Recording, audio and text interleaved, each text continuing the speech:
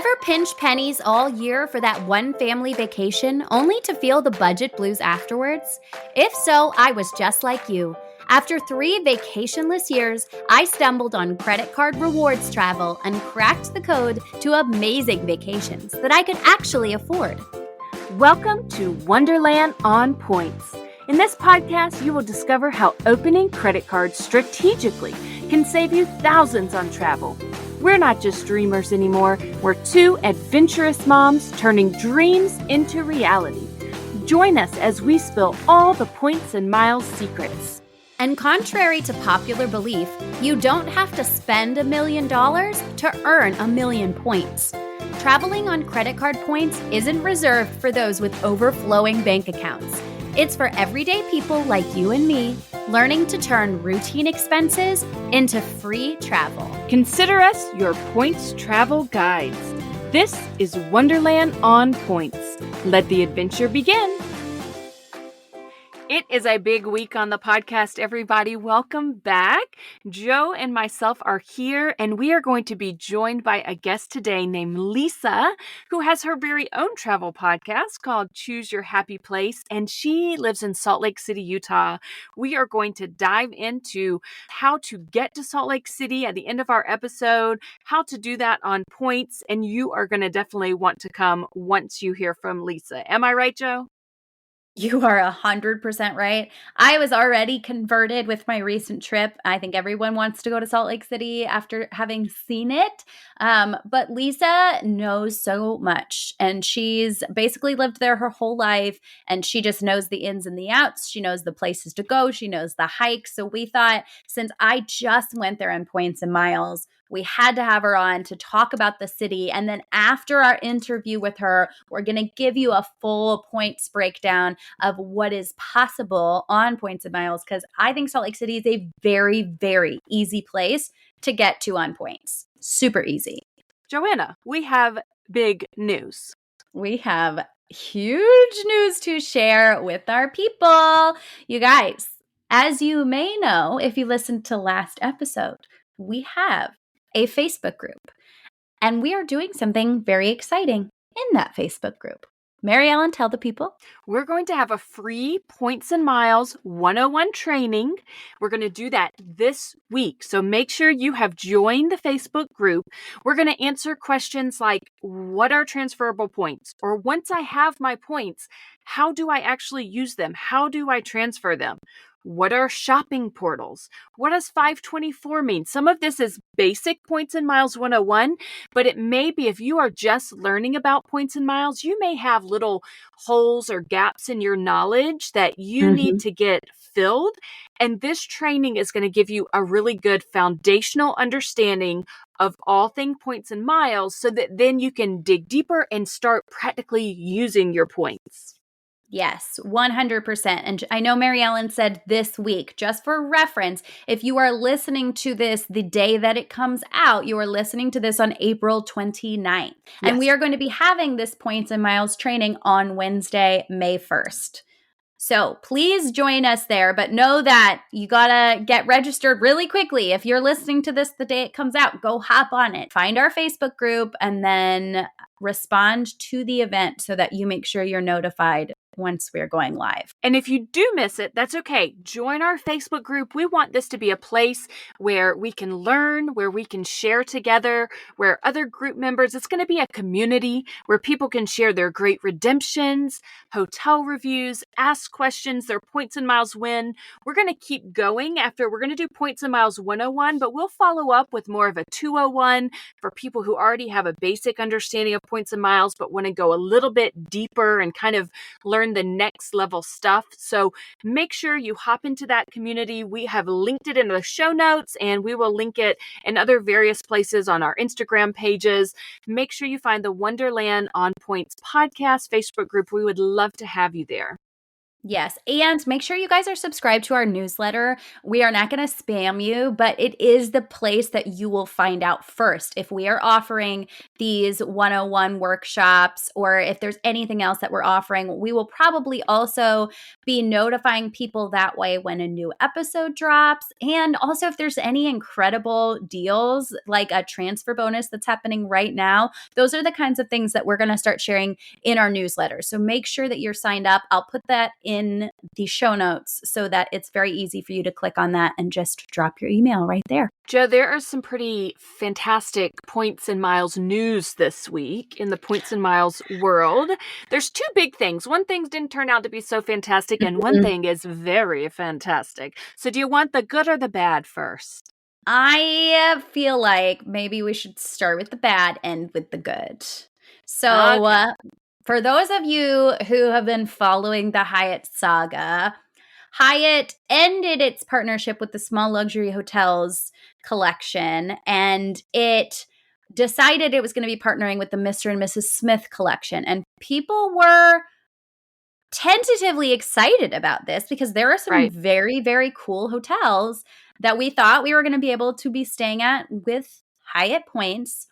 I think what none of us were expecting is that this partnership is using dynamic pricing instead of a Boo. fixed award chart. I know.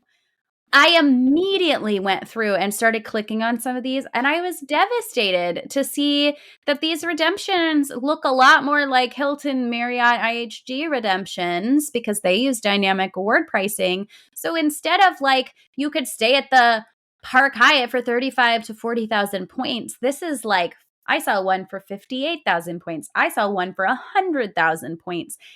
In many of these places, it's probably going to be a situation where people are going to want to be using cash and just getting points towards status by paying for these rooms with cash because it is part of the Hyatt partnership. So booking these properties does help you earn your status with Hyatt. And I think we're all a little disappointed, but we're going to make the most of it. It's going to be okay. Yeah. For those who are new to the Points and Miles world and maybe new to Hyatt, go back, listen to our Hyatt episode, and you will learn that the beautiful thing about Hyatt is that right now they have a fixed award chart. So you can get phenomenal deals. But with this dynamic pricing with the Mr. and Mrs. Smith, yeah, super disappointing. So that was the bad news this week in Points and Miles. But there's good news too, at least for AMEX fans. Mm-hmm. After a long hiatus from having any transfer bonuses, it's been a hot minute for Amex, they now have a 30% transfer bonus to Virgin Atlantic.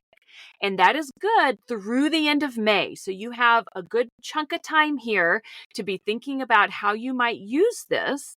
And I know you may be thinking, okay, Virgin Atlantic, but I don't want to go to London right now. I'm not planning a trip to London because that's what we think of with Virgin Atlantic. However, that is not at all how you actually want to use a transfer to Virgin Atlantic. So why this is great, there's a couple ways that you can really benefit from this if you have Amex points. For our family, one example is we are looking to go to Seoul, South Korea next summer. And I've been pricing flights for that using transfer alliance partners. Airlines have alliances, right? So Amex has transfer partners with different airlines, and then those airlines have alliances. So Virgin Atlantic is in an alliance with Korean Airlines. So Korean Air, you can book their flights through Virgin Atlantic. Now, for my family to book flights, direct flights to Seoul, South Korea was going to be 185,000 points one way, but direct flights, and that's for a family of 5. So that's pretty good anyway. Definitely is. But with the 30% transfer bonus, when I send my points from Amex to Virgin Atlantic, I actually only need 143,000 points to buy 5 direct flight one-way tickets to South Korea, which to me is awesome. It's so, so, so good. And let's just, for the beginner listeners, remind people, are you booking these flights in the Amex portal? I just want you to spell it out for me. We will spell it out. So I'm going to take my AMEX points. I'm going to go to transfer points. I'm going to put in my free loyalty account information for Virgin Atlantic, which you can get a free loyalty account for any airline. Go to their website, sign up. I link that Virgin Atlantic account to my Amex and I send over the points. I have to do a little math, figure out how many I need with that 30% bonus, but I did it and I figured out if I send 143,000 points to Virgin Atlantic from my Amex, that will be 185,000 points to cover my flights to South Korea. And then on the way back, I need even less. It's only 114,000 points. I was joking with my husband because the total that we need is 257,000 Amex points. That's round trip, family of 5. Guess how many points I have, Joe, in my Amex? How many? How many? Okay, so we need, like I said, round trip, 257,000 points. I have 258,000 points. Stop it. It's a sign. I told my husband. It is a sign.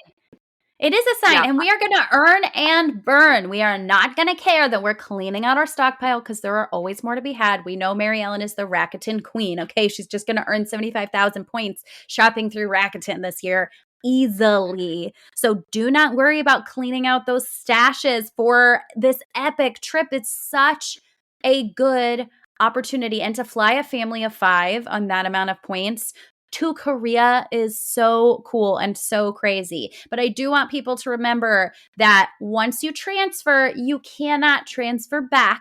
So do not move those points just because there's a transfer bonus. Have a goal in mind first. Figure out the flights that you want first, then move the points over. It is a great deal, but you don't want those points just locked up in Virgin Atlantic with nowhere to go. Absolutely not. And we're going to show you at the end of the show when we give you very specific points and miles redemptions to Salt Lake City, why if you are not trying to fly internationally, if you're just looking for domestic flights through Delta, this 30% transfer bonus can help you. So right now, we're going to go ahead and jump into learning about Salt Lake City, but hang on to the end because you're going to hear how you can use this transfer bonus to book flights domestically. So let's meet our new friend, Lisa. Today, we are excited to be joined by Lisa Stanworth from the Choose Your Happy Place podcast. We're thrilled to have another podcast mama here with us in the studio today. So welcome, Lisa. Aw, thank you so much. I'm so happy to be on here with you guys. We know that you love traveling just as much as we do. So what made you want to start a travel podcast? Oh man, so I have been traveling since I was a little kid, and I just had a great love for everything. I would travel to Hawaii. My dad lived in Hawaii, so I would travel there during the summers. And then my mom, we would do road trips. We would do road trips to like the Oregon coast. And I mean, that was instilled in me from such a young age. So I've just always loved it. And then I want to share it with my kids. So that's pretty much it. We totally relate to that. I just want to let all of the listeners know that I met Lisa before I met Mary Ellen in real life, which is crazy. But Lisa and I connected prior to this Women in Travel conference that we were both going to. We both were like, we have travel podcasts and we're going to be in the same place. And then we were, talking to each other about getting ready for this. And it was just a very instant connection, as I think we found with a lot of people in the travel community. That love for travel just brings people together. So we hit it off at the conference and I was like, you got to come on the podcast and you have to tell us about Salt Lake City, because for the listeners who have been with us, they know that I totally covered this trip on points and miles, but I think I also talked a little bit about how blown away I was with Salt Lake City, with the mountains, with how gorgeous it was.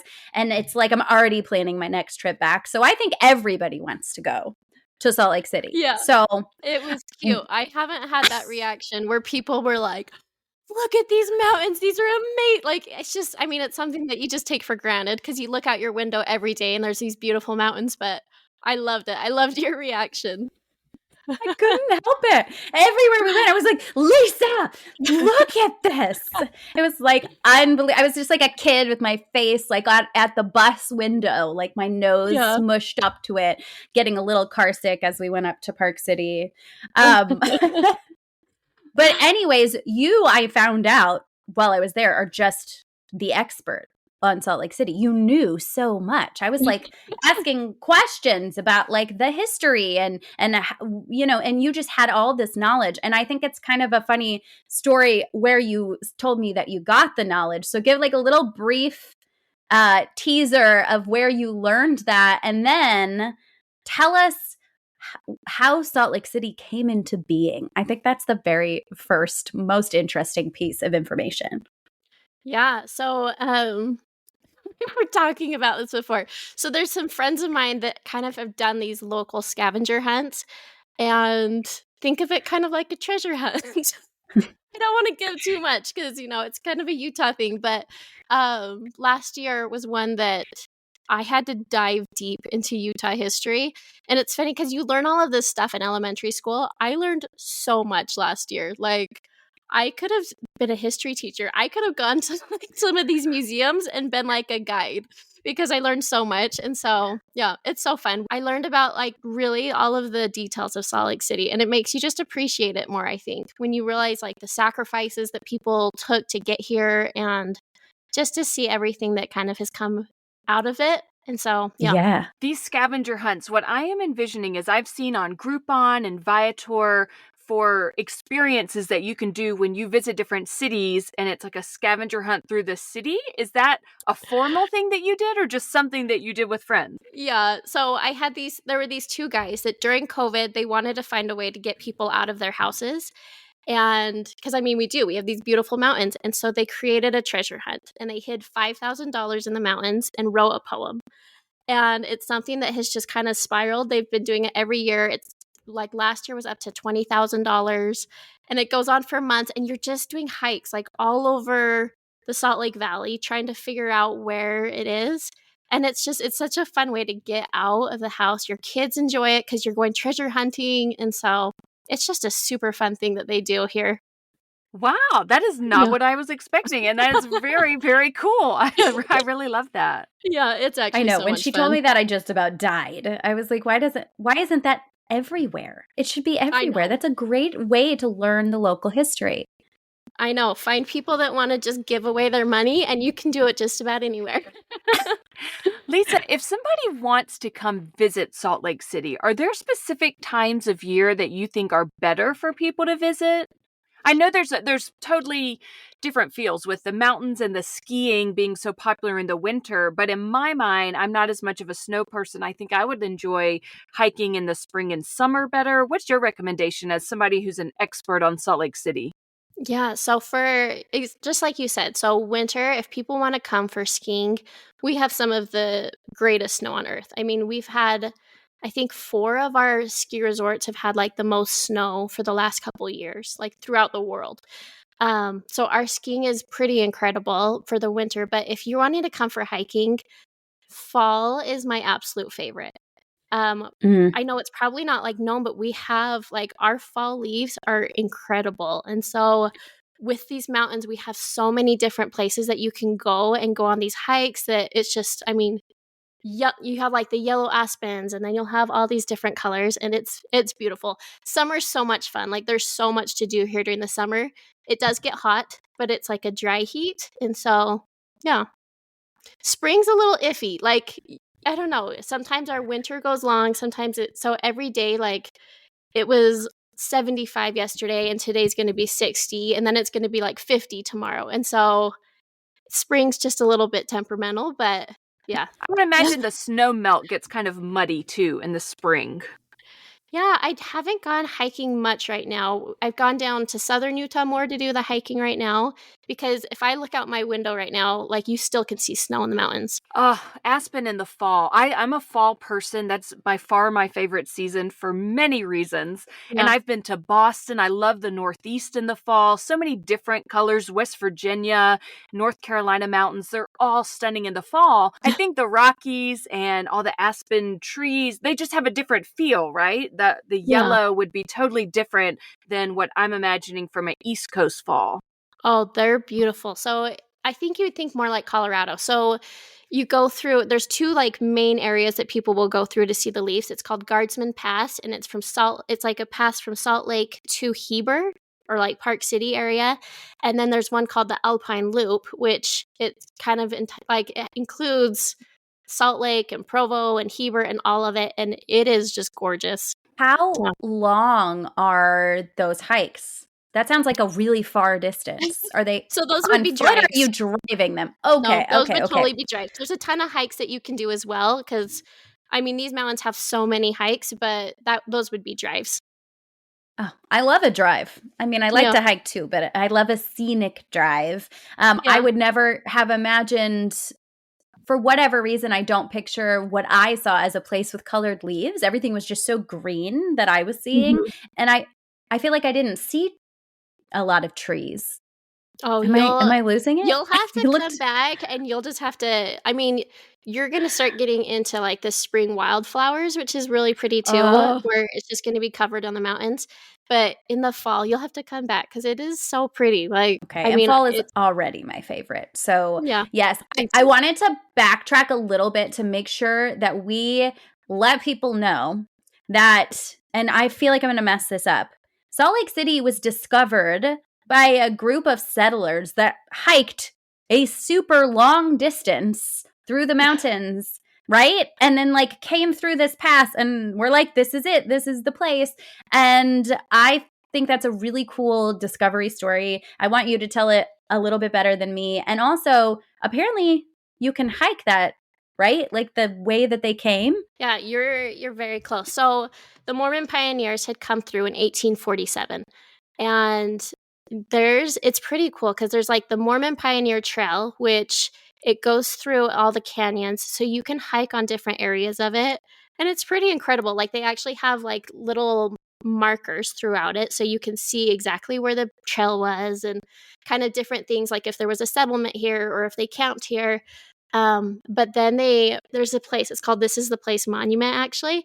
They had walked through the mountains at that point, and they had kind of overlooked and been like, yes, this is the right place. This is where we want to be. And then a couple days later, they went up to, it's called Ensign Peak, and it's just up above, it's north of Salt Lake, like north of the Capitol building, I guess.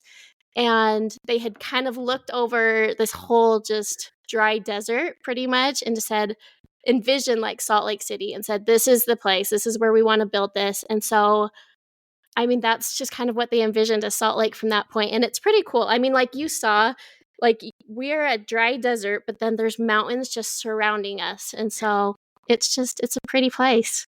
It's like nothing I've ever seen. And I'm already a super history nerd. I am fascinated by the history of any place. And for whatever reason, that story like got me. I don't know if it was like how I remember fondly studying the Oregon Trail when I was a kid. Just any westward expansion stories get me.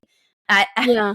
I don't know why, but I wanted to make sure people heard that because you suggested the Ensign Peak hike while I was there, which I didn't have time to do, but everyone else should do it. If someone visits Salt Lake City, I really love visiting, especially when I have a family, right? I have 3 kids in tow. I like visiting places that I don't have to rent a car. If I go to New York City, I know I can use the subway system. Even in St. Louis, which is hard to do, I made it without a car. But That's is Salt crazy. Lake City, is there public? I know, that's pretty crazy in St. Louis. Is there public transportation in Salt Lake City, or is it a place that really you need to rent a car? Do you know what? I would 100% say rent a car.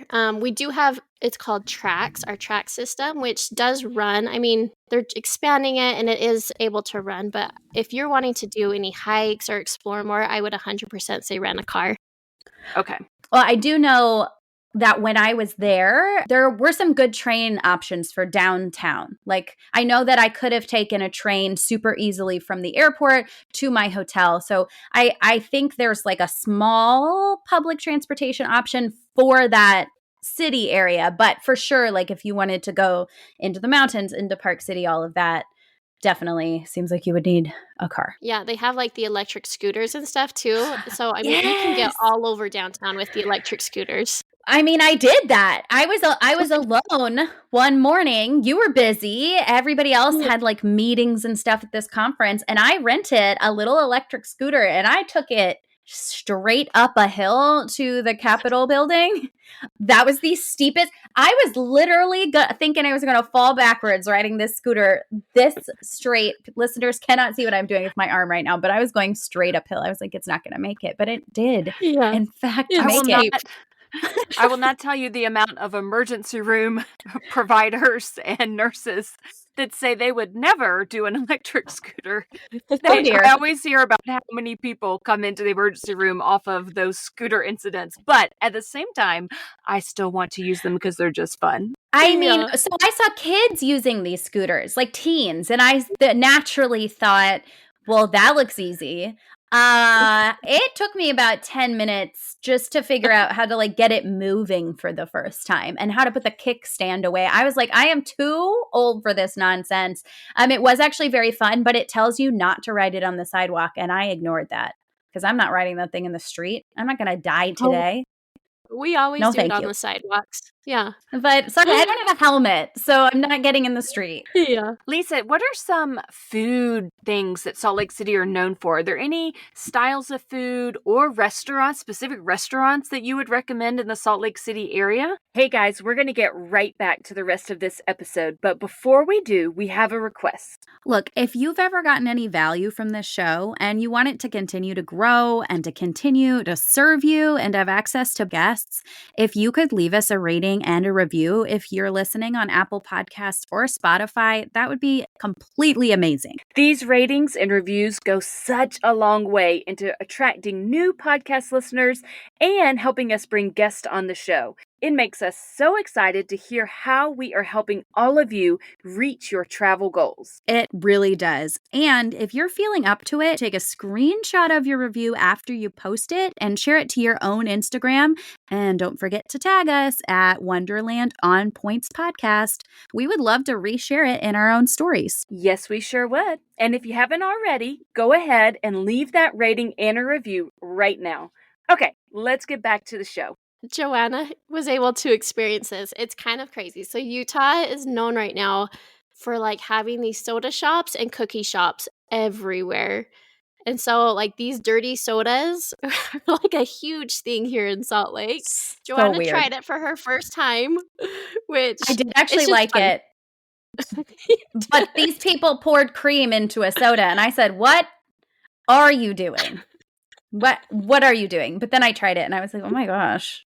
It's actually so delicious." They're actually fun. So those are all over.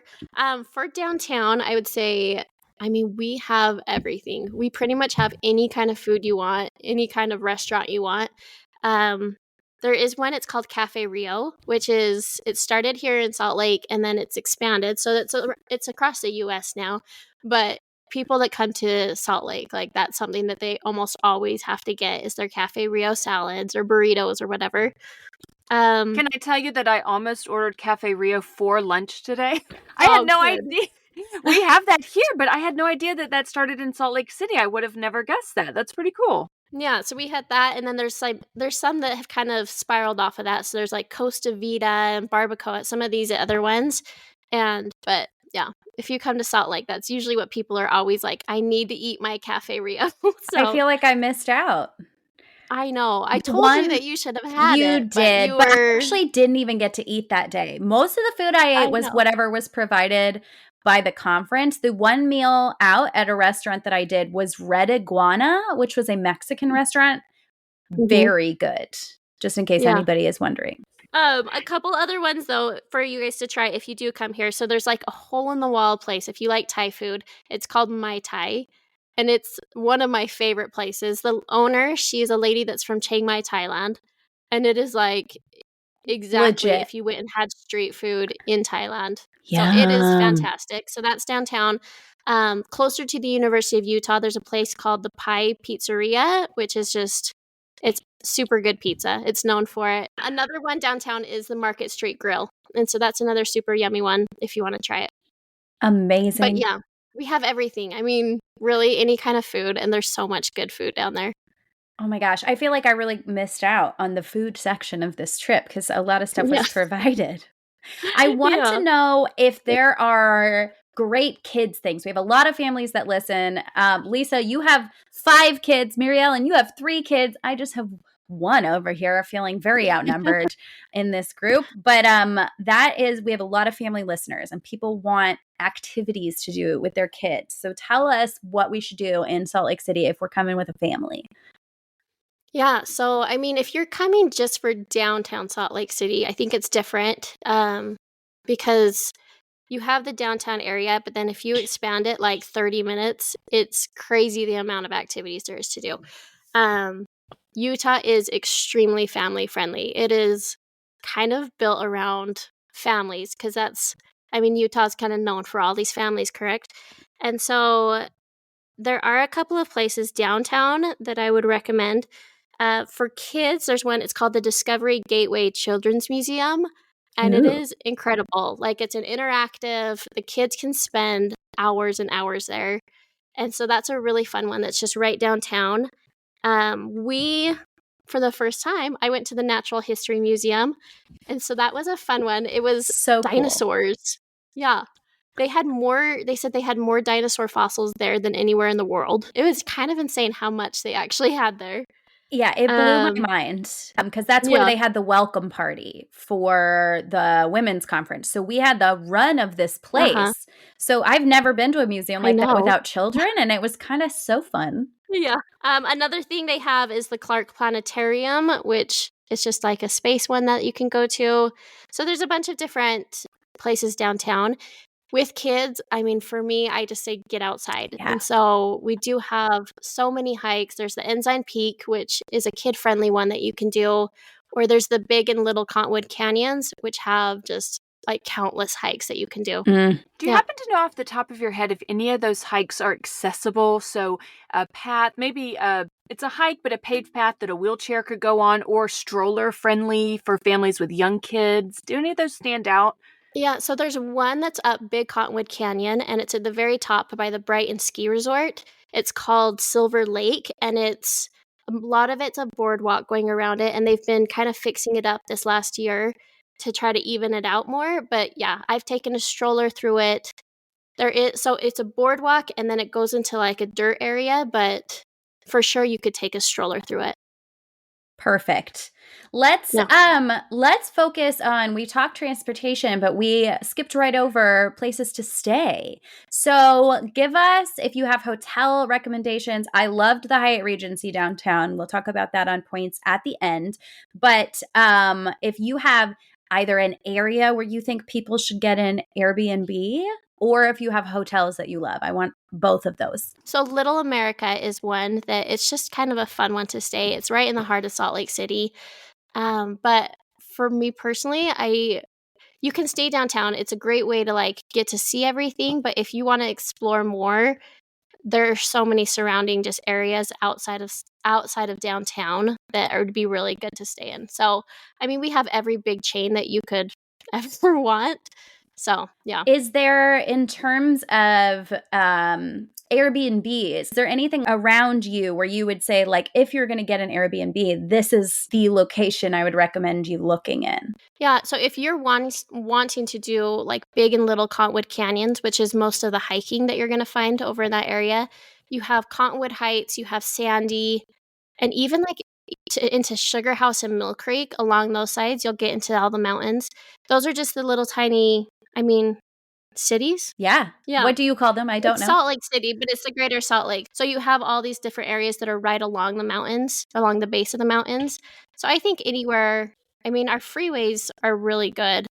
So you're going to be good pretty much anywhere in those areas. Okay. I love that. And all those Yeah. names are so cute. They sound like places I want to stay. Oh, you need to. I have seen on Instagram pictures of these gorgeous salt flats and people taking pictures. And it's my understanding maybe there's some that you can visit that are right close to Salt Lake City and some that are a couple hours away. Tell me about that. So there is the Great Salt Lake. So when you're flying into Salt Lake, you'll see it. It's a huge, huge body of water. And so you have the Great Salt Lake you can visit, and then there's a place called Antelope Island. where they actually have like bison and stuff roaming that area. I mean, depending on the time of year, you can kind of go along and you can see like the salted areas, I guess. So there will be like areas where you can walk out a little bit further.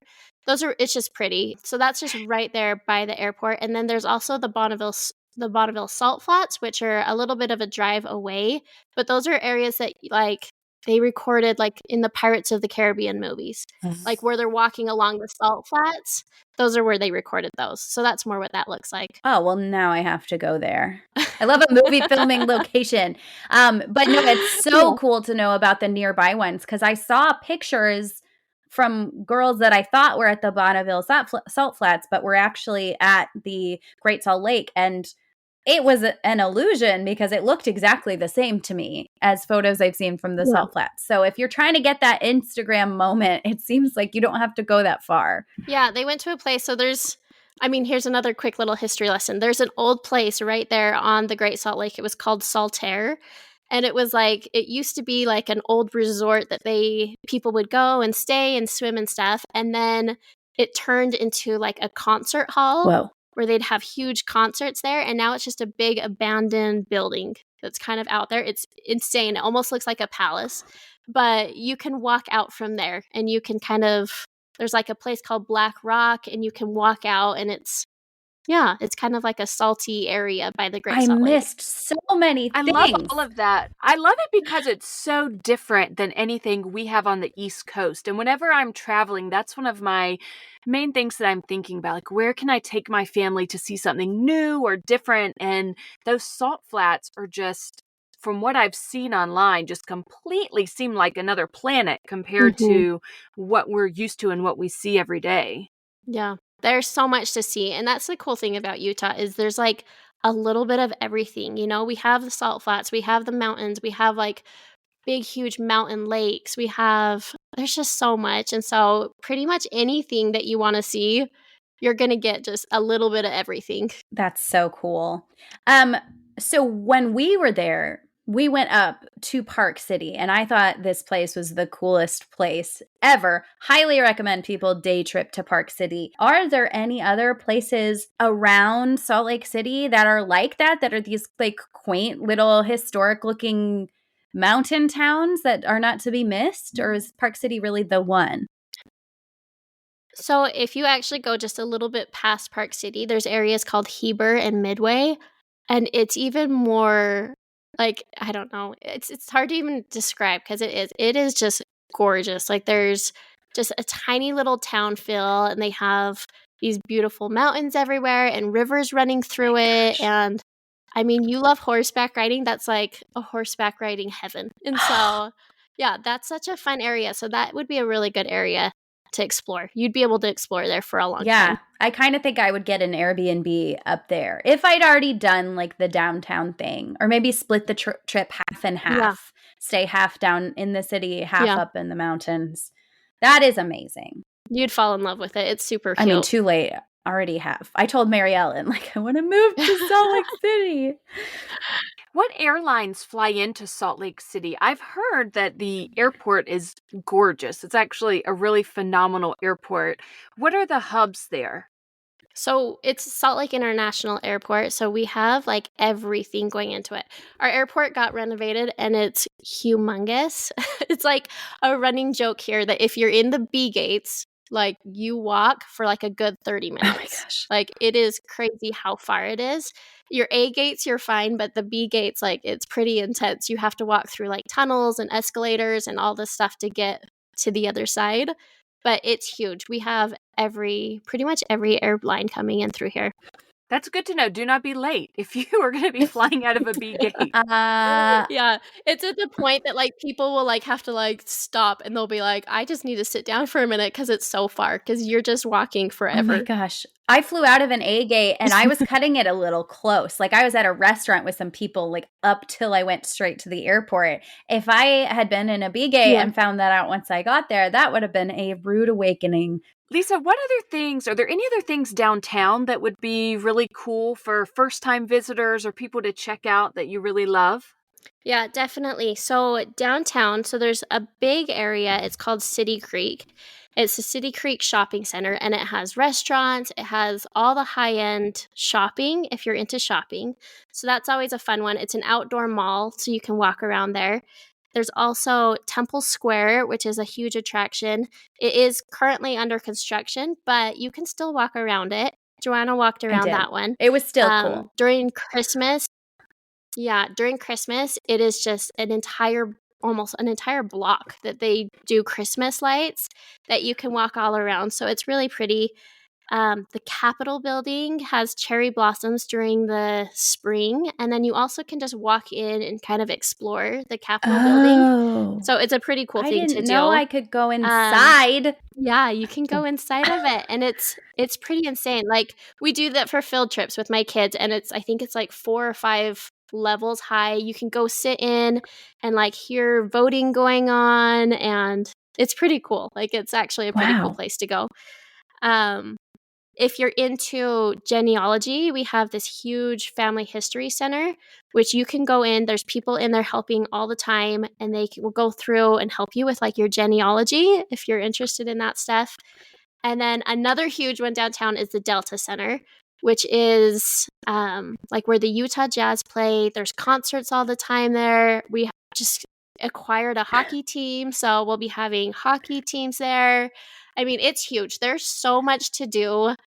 I love it. It's such a fun place. It's such a family-friendly place. And whether you're coming for a weekend or you're coming for a week or longer, like, you won't run out of things to do. I love how much your face is like glowing when you talk about Salt Lake City. That makes me just know how much you truly love it and what a fantastic place it is to visit and a place to live, because you just glow when you talk about it. And that's really cool. Oh, that's so sweet. You know, it's such a family-friendly place, and it's been such a good place to raise my kids. And so it's somewhere that I grew up here. We moved away for 6 years, and coming back home, like, it really is. It's just home, and it's a fantastic place. I feel like we've hit Salt Lake City really hard. I feel like anybody who listens to this will automatically want to go and stick around till the end, because after we say goodbye to Lisa, we're going to give you a whole breakdown of how to do it on points and miles. But Lisa, before you go, I feel like we got so excited and just jumped in. I want you to talk a little bit about yourself, your podcast, what you talk about on your podcast, maybe some really cool guests you've had on your podcast that you can tease, and maybe tell everybody what it's like to be a mom of 5 that looks like she's 25, when I found out, in fact, you are not. I am going to be turning 40 this year, which like blows my mind a little bit. I am a stay-at-home mom of 5 kids, and I'm kind of just in the thick of motherhood right now. I grew up in Salt Lake. Like I said earlier, my dad lived in Hawaii, so I spent my summers in there with him. And then we moved away for 6 years to Boise, Idaho. And we've been back here for 10 years now. And so I have kids from 4 years old to a 16-year-old. And it's just crazy. Like, we are just constantly just crazy. But it's like the best crazy that you can do, right? As for the podcast, so 2019, I kind of had started getting the idea that I really would love to do like a travel podcast, things like that. And so I started looking into it, and then COVID happened. And I was like, I can't think about travel. I don't know when we can travel next. I don't want to talk about it anymore. So it got pushed aside. And May 2022, do you know how when you kind of get like a little tap on the shoulder that you should do something? I got like a full shake. Like, I woke up from my sleep, and I was like, someone was screaming at me that I needed to do it like right now. So that day I got on, I started researching again, and I have never looked goosebumps. back. I literally have that's incredible. goosebumps. Oh, Yeah. oh my gosh. I launched it in August 2022. And so it's just been something fun. With my podcast, I focus on a different destination each week, and we kind of do the whole rundown of like everything you need if you're going to that place, like the itinerary, places to eat, things like that. And yeah, it's just been fun. I've had some fun guests on. I have some fun guests lined up, and it's been a really I'm fun going to tell thing to do. everybody, you had Ben Higgins on your podcast. And maybe people don't know who that is, but I know my fellow Bachelor lovers, which is something me and Lisa bonded over. You know, when I saw that you had interviewed him, I was like, jaw on the floor. That's pinnacle. And he is like the cutest, and we've actually been like, we still keep in contact. We're still trying to figure out like if my husband and I can do a humanitarian trip with Wow. him. Like, it's been so fun, and so that's been a fun one. I had the bucket list family on, So cool. which was a big one for me. That was like my number one that I had wanted on there. But yeah, it's been so fun. Like you guys know, podcasting, it's such a weird world, but it's so much fun. Rewarding. I feel like for me as a mom, people have asked me like, why are you doing this? Or what made you want to start it? And I was a stay-at-home mom. Now I work out of the home a little bit with nursing as well, but it's just a creative outlet. You know, it's not work, it's not momming, but it's my creative time and my creative space and kind of just my hobby that makes me excited and I want to talk about it. And I can tell that's probably the same for you with the podcasting. Yeah, definitely. It is. It's like it's something that's mine. It's something that, I know it's, you're a podcaster that moment. You're not like having to go and run kids places. You're not doing these things, but this is like my little And thing. you're And so, doing yeah, it's been my little so passion well. project. Your podcast is great. Everyone should go listen to Lisa at the Choose Your Happy Place podcast. And you need to tell everybody now where they can find you in all the places. Okay, so Choose Your Happy Place podcast is on all the different platforms. You can listen on Spotify, Apple, anywhere that you can find podcasts, you can find it. On Instagram, it's Choose Your Happy Place. I am in the process of doing a website, and it's www.chooseyourhappyplace.com. That's amazing that you got that domain. That just seems like it would already have been gone. That's awesome. Do you know what? I got it in 2019 when I first originally started, and I've just held on to it ever since. So thank you so much for being here today. I want everybody in the world to visit Salt Lake City, and I think you are the perfect person to tell them how to do that. Oh, you are so sweet. I love it. It's somewhere that is just so near and dear to my heart. It has such a special place. So I'd love to share it with everyone. You've done a great job, and we just appreciate you so much. And everybody is going to go follow you because I'm going to link up all your stuff in the show notes. Thanks you. So much we'll for see you next time. Bye. Thank you. Oh my gosh, I love her. You guys, we've just finished up our interview with Lisa, and she's our new fave friend of the pod, and everybody better go listen to her podcast. But we wanted to take a minute, now that you're really pumped up about visiting Salt Lake City, to tell you how you can get there on points and miles, which is our favorite thing to do. And as you guys know, I was just there. So I'm going to tell you what I did and also share a super embarrassing mistake story of how I messed this one up. We all learn from mistakes, so they are helpful. They are learning opportunities. Yes, I'm going to share my stress and embarrassment with all of you so that you can not do what I did. But it was still a very successful trip. The bulk of it was covered on points and miles, and it all would have been had I not made this error. So we're going to dive into that, and then we're going to give you a few other options that I didn't personally do, but that you can do so that you can go to Salt Lake City. So the first thing to note is that, as Lisa mentioned, it is a big international airport. So it's pretty easy to find flights into Salt Lake City from almost anywhere. I started my search on the Southwest app, and Southwest did not have a lot of good flights from St. Louis to Salt Lake City. They did not have any direct flights that I could find for the dates that I wanted. And the flights were pretty expensive, 25,000 plus points. And I had a bunch of Southwest points, and I was going to do it. But then I started poking around in Points Yeah, which everybody knows is my favorite way to search award flights. And I found a direct Delta flight on the morning I needed to go that I could book through Air France. And at the time, there was a Chase transfer bonus from, I think it was 25% from Chase to Air France. So I only had to transfer 13,000 points for a 16,000 point flight, and I booked a Delta flight through Air France, as we talked about at the top of the episode. capitalizing on the transfer partners and the alliances is huge, because just because I didn't have any Delta points didn't mean that I couldn't fly this Delta flight. And the great thing about points, is it is foolproof. You can search based on the currency that you have, and then it literally tells you what to do next when you click on the flight. It's like, okay, you have Chase points. Here's what you're going to do. You're going to transfer them to Air France. Like it's so easy to use. And it's really a game changer. So that was my flight there.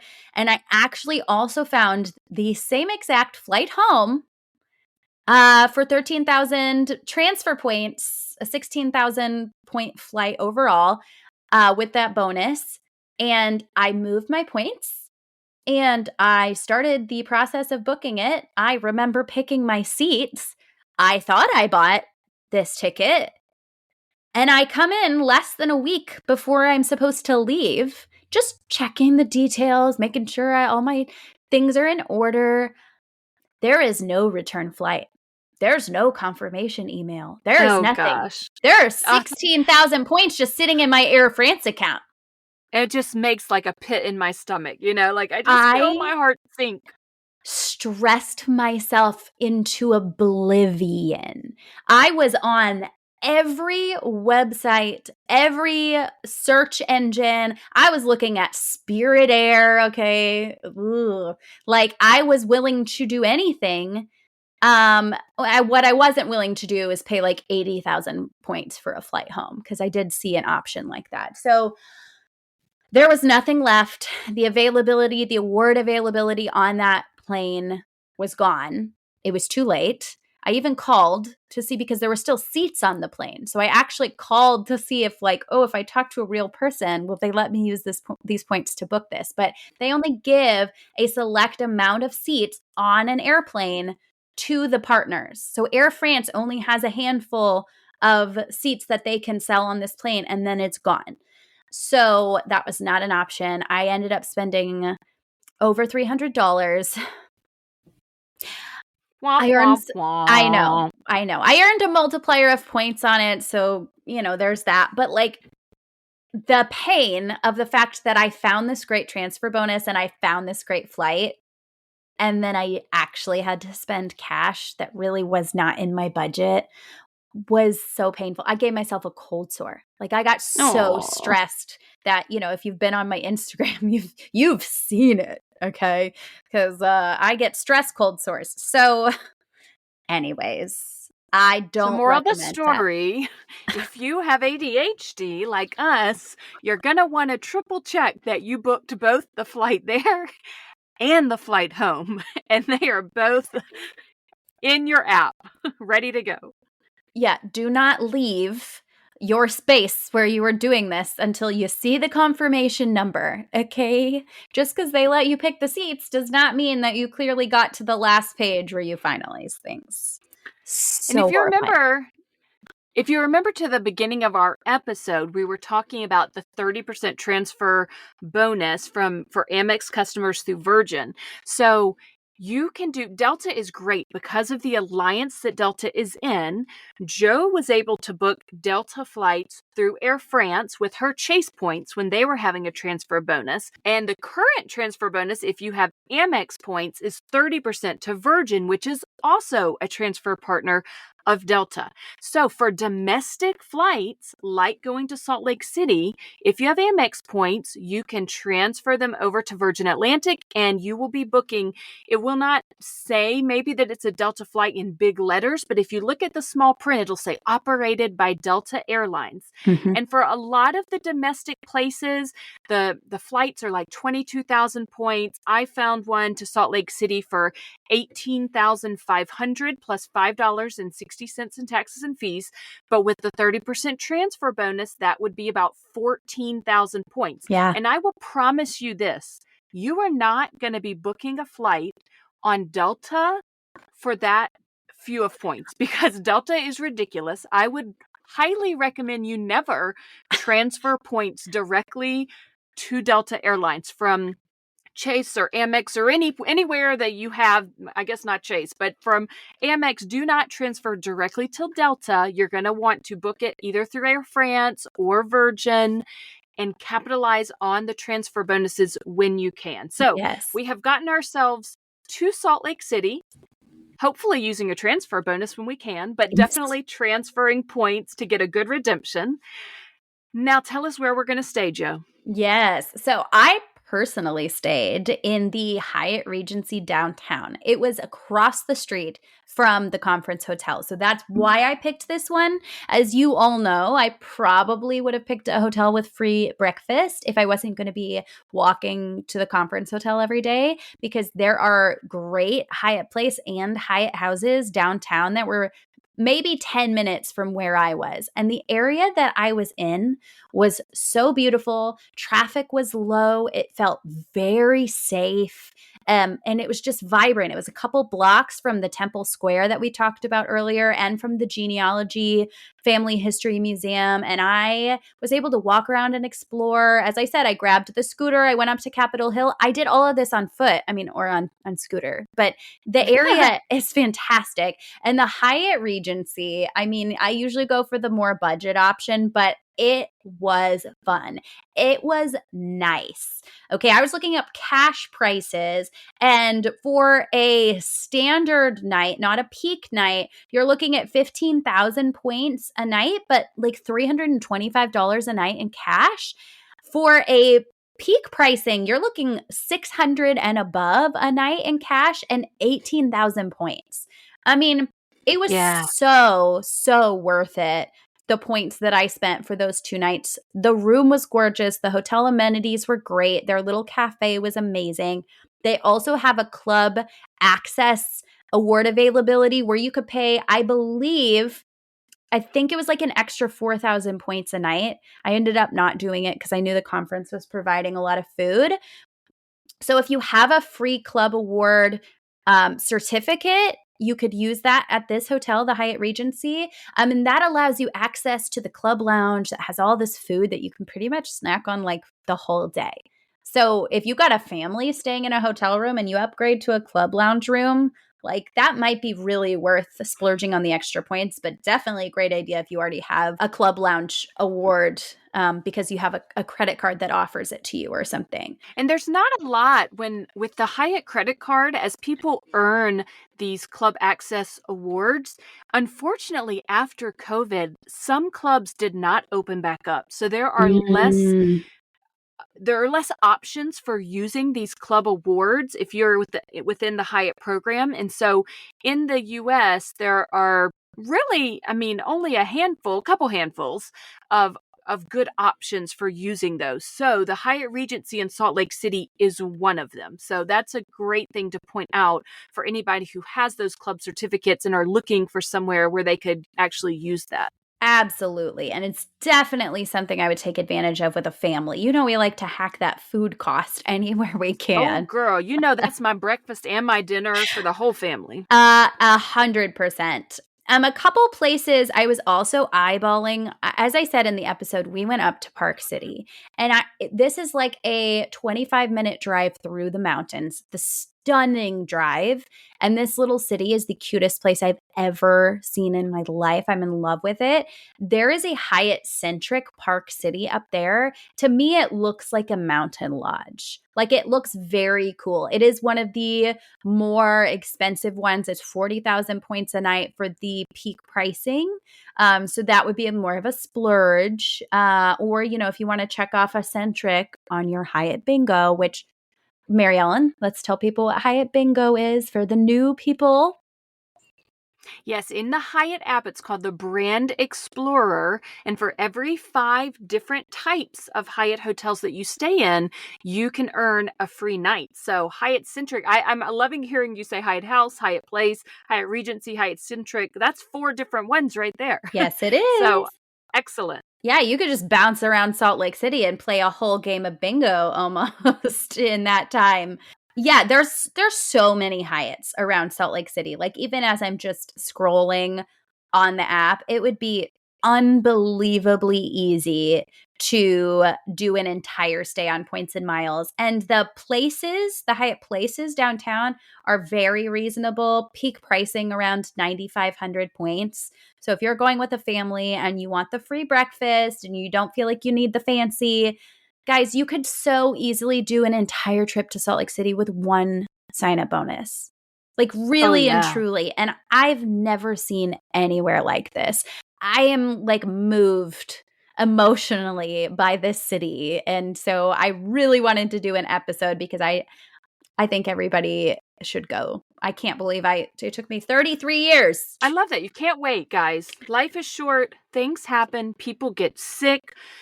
It's a tough life sometimes, hard things happen in this world. So don't be afraid to use your points.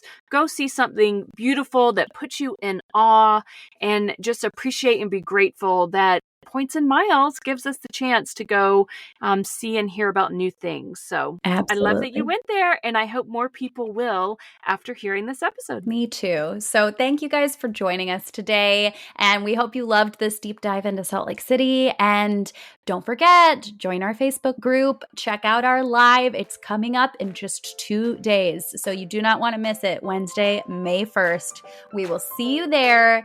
And thanks for listening. If you enjoyed this show today, please consider writing us a review or clicking 5 stars wherever you listen to your podcasts. And please subscribe and follow along so that you never miss an episode. You can follow the podcast on Instagram or YouTube at Wonderland on Points Podcast. You can find me on Instagram at Family Travel for the Win with the number 4. And you can find me on Instagram at Points to Wonderland. If you're thinking about getting a new Travel Rewards credit card, consider using the links in our show notes. Using our links helps to support us and keep our podcast going so we can provide you with all the latest tips and tricks when it comes to traveling on points. And if you aren't sure which card is right for you, shoot us an email at wonderlandonpoints@gmail.com, and we would be happy to walk you through a free card consultation. That's also a great place to send us all of your comments and questions. Thank you so much for joining us, and we will see you here next time.